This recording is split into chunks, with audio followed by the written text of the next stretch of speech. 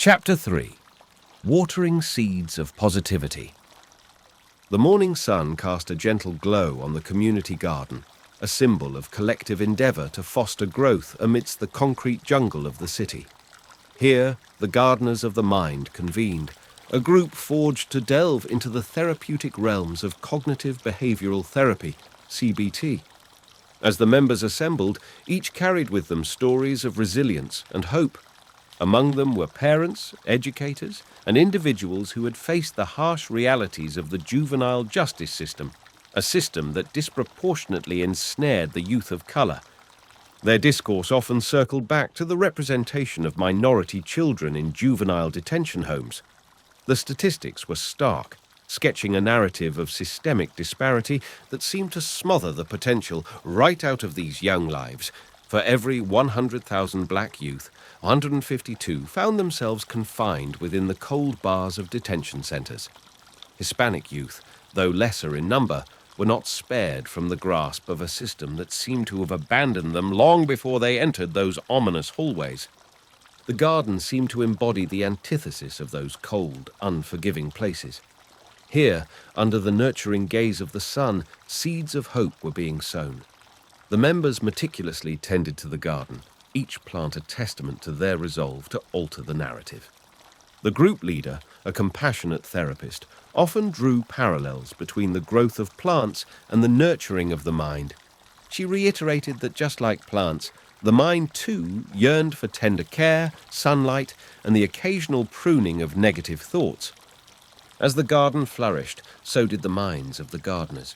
Through CBT, they unearthed the art of positive affirmations, a tool that held the power to alter the internal dialogues that often spiraled into abysses of despair. They shared stories of their encounters with a system seemingly designed to keep them ensnared in a cycle of negativity. The tale of St. Battle's Clinic was one such narrative that resonated with many. The lingering odor of sewer water still haunted the memories of those who had been there. The endless waiting in cold, unwelcoming lobbies seemed to stretch not just hours, but hope thin. The stark contrast of their experiences in well-resourced communities was a bitter truth to swallow.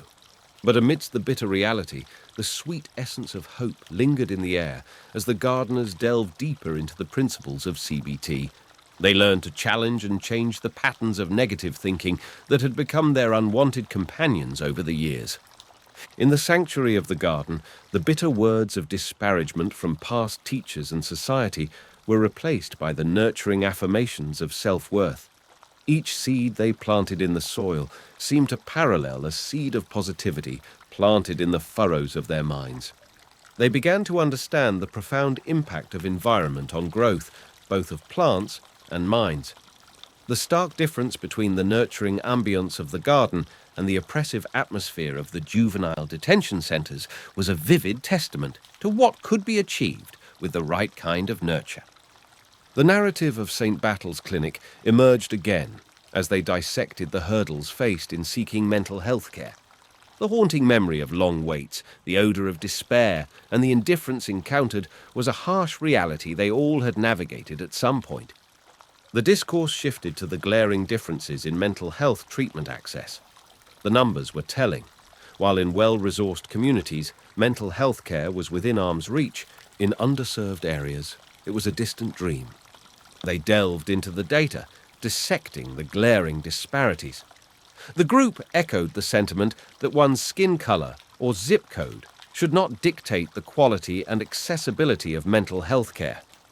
The tales of individuals waiting for hours in cold, uninviting lobbies, while others in more affluent areas were swiftly attended to, resonated through the garden, striking a chord of collective resolve to challenge the status quo. They saw themselves as the gardeners of change, each positive affirmation a watering can nurturing the seeds of systemic change. The garden became a microcosm of the world they envisioned, a place where growth was nurtured and weeds of negativity were meticulously uprooted. The Ripley effect of their collective endeavor was palpable. The once wilted flowers of self-esteem slowly began to stand tall, basking in the newfound sunlight of self-compassion and understanding. As they tended to the garden, they shared tales of how CBT had played a monumental role in altering their internal landscapes. The once barren grounds of hope were now fertile with positive affirmations, changing the narrative one thought at a time.